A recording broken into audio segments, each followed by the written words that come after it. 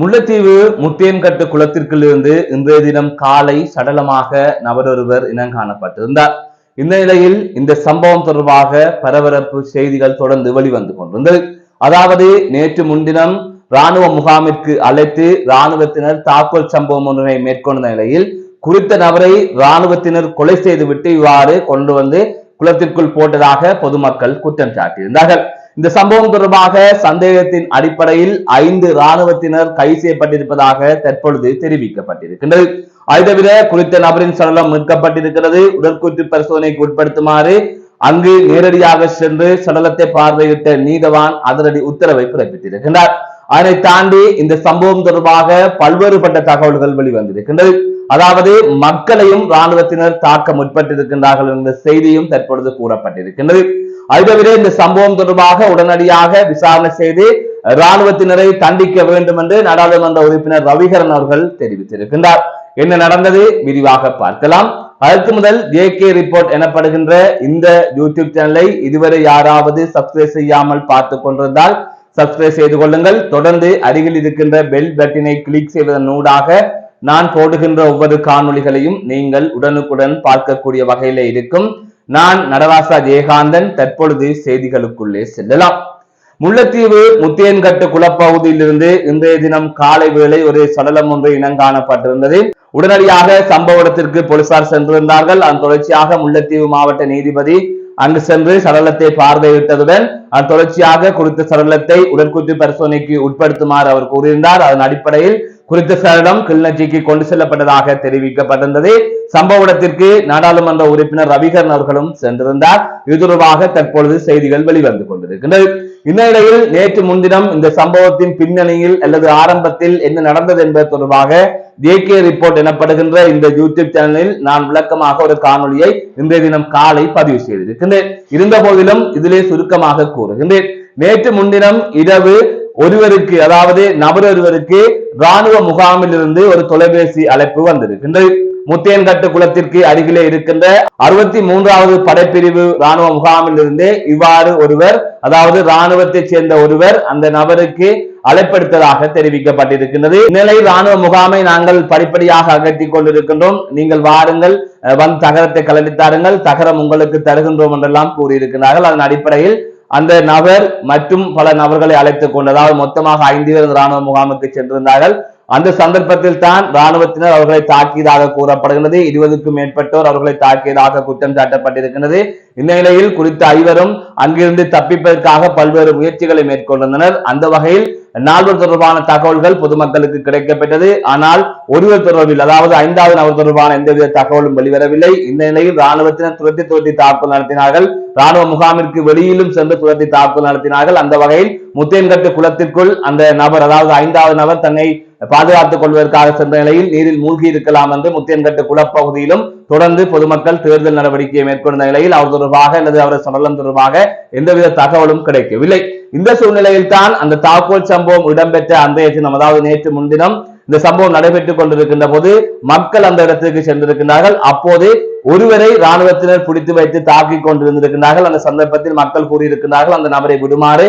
அந்த சந்தர்ப்பத்தில் ராணுவத்தினர் மக்களையும் தாக்குவதற்கு முற்பட்டதாகவும், ஆனால் பொதுமக்கள் ராணுவத்தினருடன் தொடர்ந்து முரண்பட்டு ராணுவத்தினர் தாக்கி அந்த நபரை படுகாயங்களுடன் மீட்டு வைத்தியசாலையில் சேர்த்ததாக கூறப்படுகிறது. அந்த நபர் முல்லைத்தீவு மாவட்ட பொது வைத்தியசாலையில் சிகிச்சைக்காக சேர்க்கப்பட்டதாக தெரிவிக்கப்பட்டிருக்கின்றது. இதன் பின்னணியில் நேற்றைய தினம் அந்த 5வது நபர் தொடர்பாக, அதாவது இன்றைய தினம் சடலமாக மீட்கப்பட்ட நபர் தொடர்பாக நேற்றைய தினம் ராணுவ முகாமிற்கு முன்பாக மக்கள் போராட்டத்தில் ஈடுபட்டதாகவும் தெரிவிக்கப்பட்டிருந்தது. இதன் பின்னணியில் தான் இவ்வாறு இன்றைய தினம் காலை சடலம் இனங்காணப்பட்ட நிலையில் ராணுவத்தினர் கொலை செய்துவிட்டு கொண்டு வந்து சடலத்தை இவ்வாறு குளத்திற்குள் போட்டு விட்டார்கள் என்று பொதுமக்கள் குற்றம் சாட்டி வருகின்றார்கள். உடற்கூற்று பரிசோதனைக்கு பின்னர் தொடர்பான சரியான முடிவுகள் வெளியாகும் என்று எதிர்பார்க்கப்படுகின்றது. இவ்வாறான நிலையில் தான் இந்த சம்பவம் தொடர்பாக 5 ராணுவத்தினர் கைதாகி இருப்பதாக தெரிவிக்கப்பட்டிருக்கிறது. போலீசார் சந்தேகத்தின் அடிப்படையில் இவ்வாறு 5 ராணுவத்தினர் இந்த சம்பவத்துடன் தொடர்பட்டார்கள் என்ற சந்தேகத்தின் அடிப்படையில் கைது செய்திருக்கிறார்கள். தொடர்ச்சியாக மேலதிகமான விசாரணைகள் மேற்கொள்ளப்பட்டு வருகின்றது. இந்த நிலையில் வன்னி நாடாளுமன்ற உறுப்பினர் ரவிகரன் அவர்கள் அங்கு சென்றிருந்தார். அங்கு சென்று நடந்த சம்பவங்கள் தொடர்பாக கருத்து தெரிவித்திருந்தார். அப்போது மக்களின் இந்த சாட்சியங்களை பதிவு செய்து அல்லது மக்களின் கருத்துக்களை பதிவு செய்து அதன் தொடர்ச்சியாக தவறு செய்த இராணுவத்தினர் மீது நடவடிக்கை எடுக்க வேண்டும் என்றும் அவர் குறிப்பிட்டிருந்தார். எனவே இதற்கு சரியான துரிதமான விசாரணைகள் மேற்கொள்ளப்பட வேண்டும் என்றும் அவர் வலியுறுத்தியிருந்தார். இது தொடர்பான காணொலிகளை தொடர்ந்து நீங்கள் பார்க்கலாம். மீண்டும் ஒரு காணொலி சந்திக்கின்றேன். நான் நடராச ஜெயகாந்த்.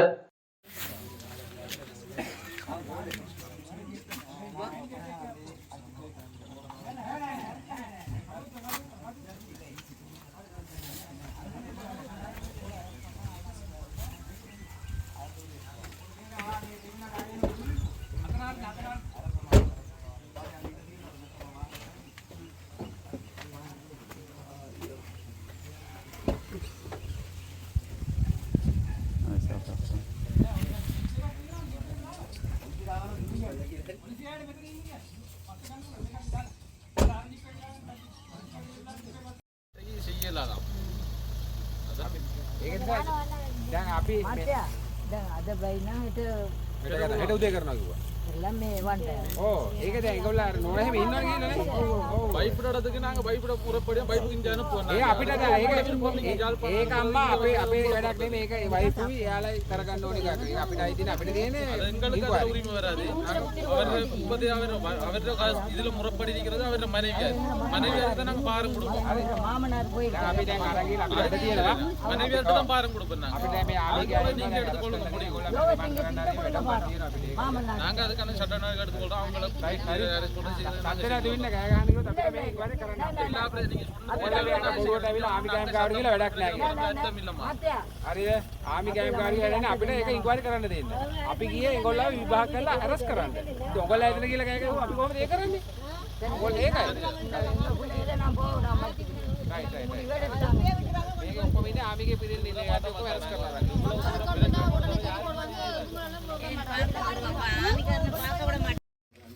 அந்த அளவு பேர் வந்து பாடம்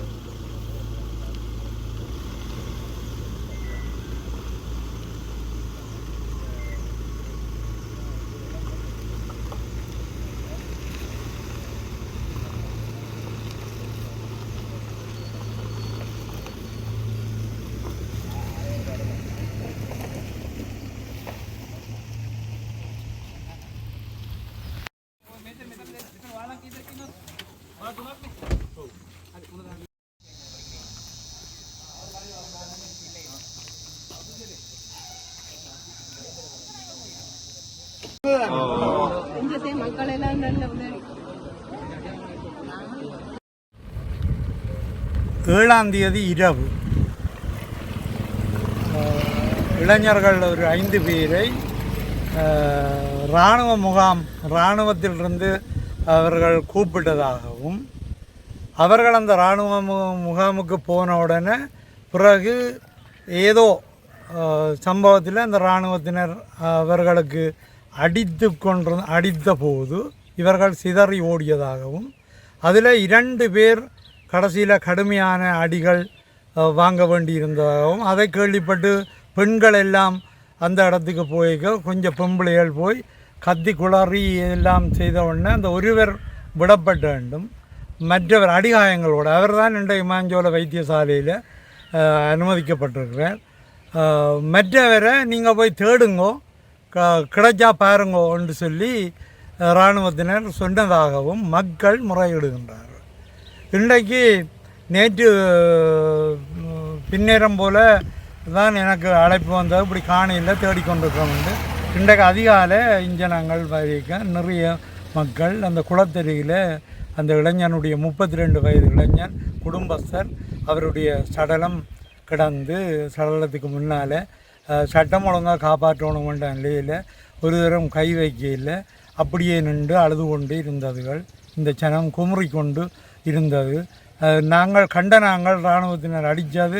அப்போ இராணுவத்தினர் கூப்பிடுறது இராணுவத்தினர் சில நடவடிக்கைகளுக்கு இவங்களை இப்படி பொடிகளை அல்லது சில பேரை பயன்படுத்த வேண்டும் இந்த மக்கள் சொல்லுது. என்னென்றால் அவர்கள் எரிபொருள் விற்கிறதுக்கோ அல்லது விற்று அந்த குறைஞ்ச காசுக்கு விற்க வேண்டும், வேறு பொருட்கள் சிலது அந்த கொடுத்து காசு வேண்ட வேண்டும். இப்படியான ஒரு நடவடிக்கையில் தான் இவர்கள் கூப்பிட்ட உடனே போயிருக்கலாம் என்ற மாதிரி இந்த மக்கள் சொல்லுவேன். அப்போ மக்கள் சொல்கிறது அவ்வளவும் ஒருவர் 2 பேர் இல்லை, அந்த குழுமி இருந்த அனைத்து மக்களுடைய குரலும் அதுவாக தான் இருக்கின்றது.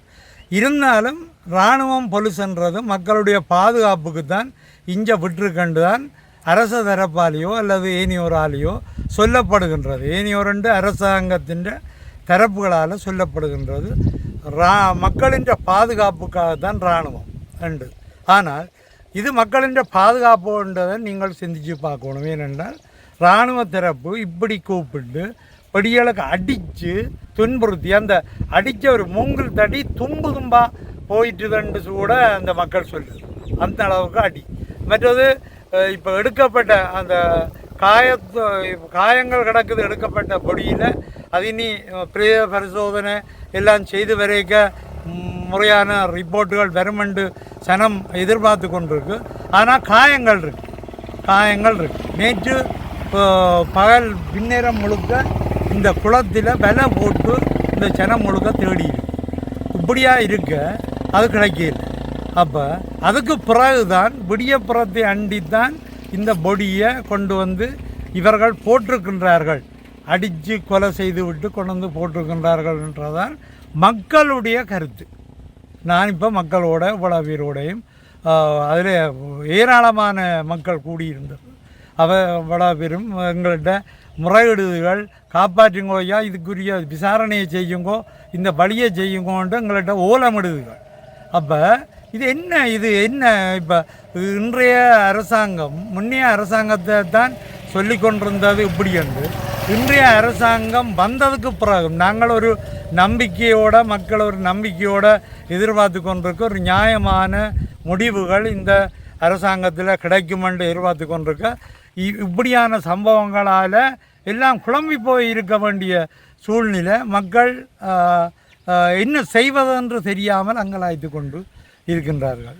இறுதியாக நீதிபதி அவர்கள் இங்கே வருகை தந்தவுடன் அவரிடம் முழு விடயங்களும் சொல்லப்பட்டது. இந்த டிஷர்ட் கூட இல்லாமல் அந்த பொடி கிடக்குது.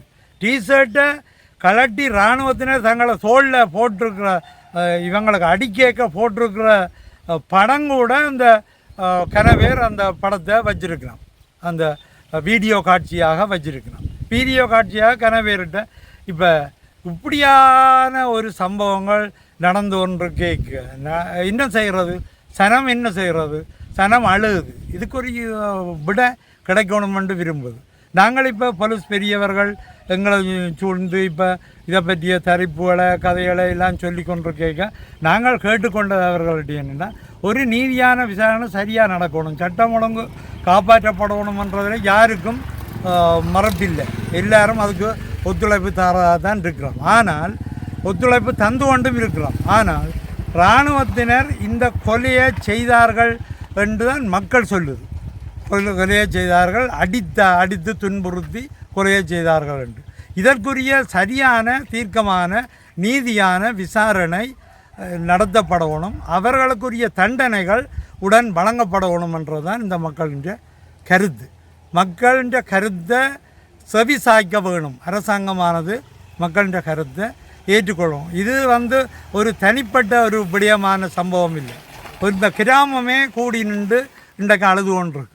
அப்போ முத்தியங்காட்டில் இப்படி ஒரு நிலைமை. முத்தியங்காட்டு பேர் போன இடம் குளத்தால் அதனுடைய நீர்ப்பாசன வசதிகளால் நீர்ப்பாசனத்தால் எத்தனையோ ஏக்கர் வயல் நிலங்கள் காப்பாற்றப்பட்டு கொண்டிருக்கிறது. அப்படியெல்லாம் இருக்கிற இடத்துல இப்படி கொலை சம்பவங்கள் இப்படியாக அடித்து துன்புறுத்து விடுதலை புலிகள் இருந்த காலத்தில் இப்படி இல்லை. இப்படி தண்டனைகள் அண்டா கூட யாரிலையும் அவர்களுக்குரிய விசாரணைகள் அப்படித்தான் இருக்கும். ஆனால் இது இராணுவ முகாமுக்கு கூப்பிட்டுட்டு அடித்து கொல்றேன்றால் இது என்ன சனம் முழுக்கத்தானே சொல்லுது. இப்போ நான் காணையில் நேர, ஆனால் சனம் முழுக்க எங்கள்கிட்ட சொல்லுது. அப்போ என்ன அதுக்கு நியாயம்? இது எங்கே போகுது நாடு? எங்கே போகுது எங்களோட மாவட்டம்? முல்லைத்தீவு மாவட்டம். முல்லைத்தீவு மாவட்டத்தில் உள்ள நாட்டு படையெல்லாம் இருக்குன்னு சொல்லுவேணும். படையெல்லாம் எதுக்கு இருக்குது? அடித்து ஆக்களை கொலை செய்கிறதுக்கா இருக்குதுன்ற கேள்வி மக்கள் மத்தியில் இருந்து வருது. இதுக்கு ஒரு நியாயமான தீர்வு கிடைக்க வேண்டும் என்று நாங்கள் எதிர்பார்க்கிறோம்.